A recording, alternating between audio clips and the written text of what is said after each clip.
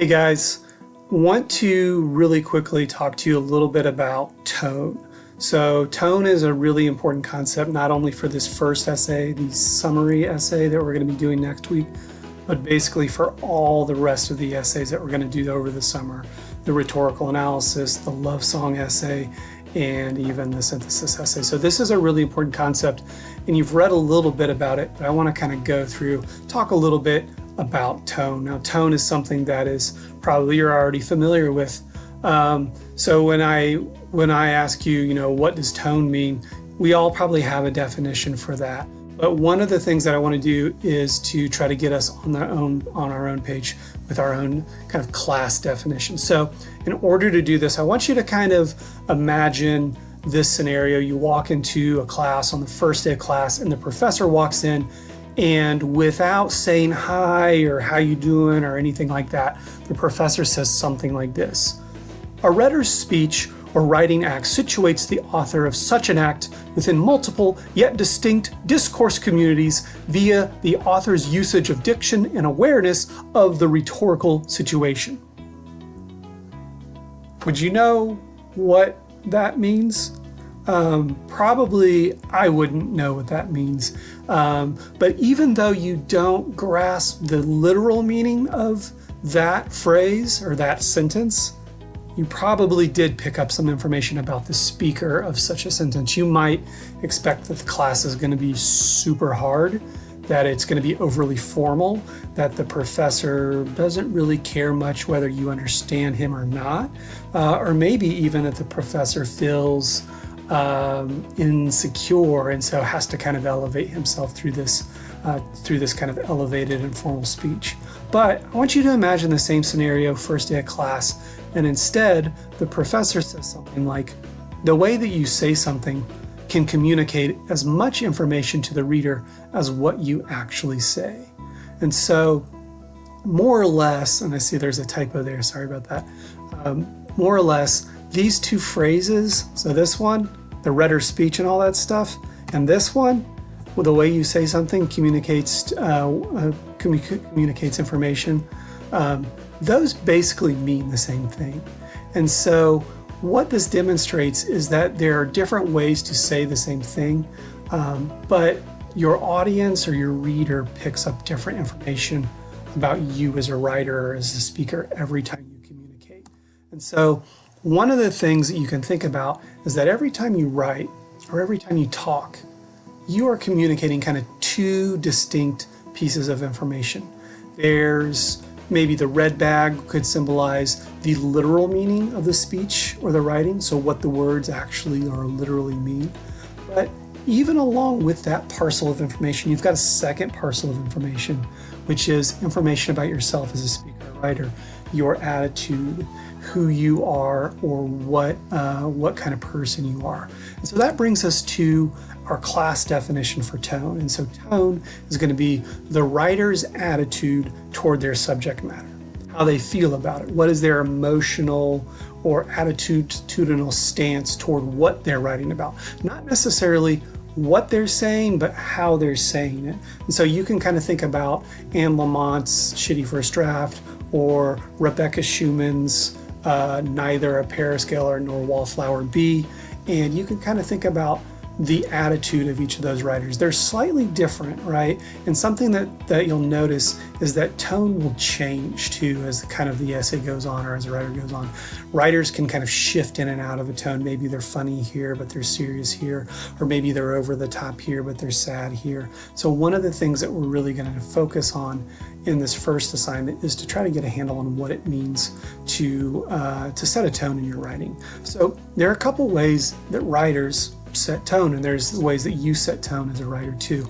The first one is word choice, and so you can use formal language, you can use informal language. So just as an example, I could have said, rather than word choice, I could have said a word like diction, right? Diction and word choice essentially mean the same thing.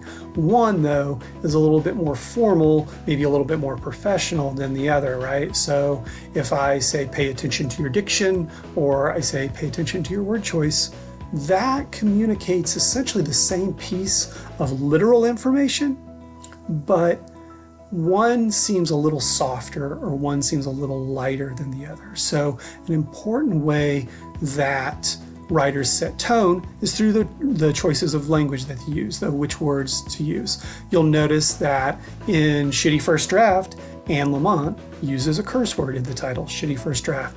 That sets a tone for the rest of the essay that I think establishes her overall tone. Second, writers set tone through sentence length, right? So academic writing is often known for these long, complex, and compound sentences with very big qualifying introductory clauses. But a guy like Hemingway was known for his own tone and kind of feel to his writing. So he was known for really active short sentences. So for instance, Hemingway might tell a story like saying, I went to the woods, I caught a fish, I ate the fish was good, right? And so those short sentences really establish kind of a powerful and direct tone, whereas there's other ways to say this that in which the sentences are longer and maybe arranged differently. And finally, writers set tone through inclusion and exclusion, which basically means what information do you put into the essay or the piece of writing for the reader, and what do you assume that the reader already knows, and what do you not need to explain. So you'll notice, I think, in Rebecca Schumann's essay, Neither a Wallflower nor Paris Geller B, she drops a ton of references, right? But she doesn't really explain a lot of them. So she assumes either that the reader is comfortable with those references, you know what she's talking about, or that you're going to go look them up, or that you already have some level of familiarity. So the tone can also be set with kind of what writers keep in versus what they keep out. And that's something that you'll kind of have to work with as you work through your different writing styles. So basically, all this comes down to what we call the rhetorical situation, which is kind of the three-way relationship between the writer, the audience, and the subject matter.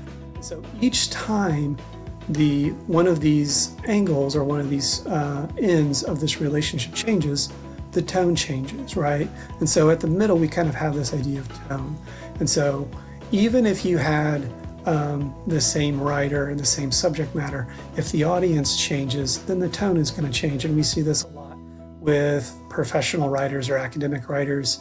If they are writing to a scholarly audience about something they've researched, it's going to sound and look and feel a lot different than if they're writing to a more general audience, right? The language is going to be different. The sentence length is going to be different. And what they include and what they feel the need to explain versus not explain is going to be different. So tone kind of comes down to those three things. So one of the things I'd like you to get some practice with is looking at Lamott's essay, looking at Schumann's essay, and getting some practice trying to describe the tone. So again, if you come back to that class definition of tone, the writer's attitude toward their subject matter, your job here is to ask, well, how do they feel about this thing they're saying? Are they serious? Are they sarcastic? Are they excited? Are they laid back? Are they nervous? So one of the discussion boards is going to ask you, well, how can you describe the tone of these two pieces? So hopefully that helps a little bit in thinking about tone. And again, as you have questions, please email me, call, and I'm happy to talk with you about those. So good luck on week 2, and don't forget your discussion board posts are due at the end of Friday, and I will talk to you soon.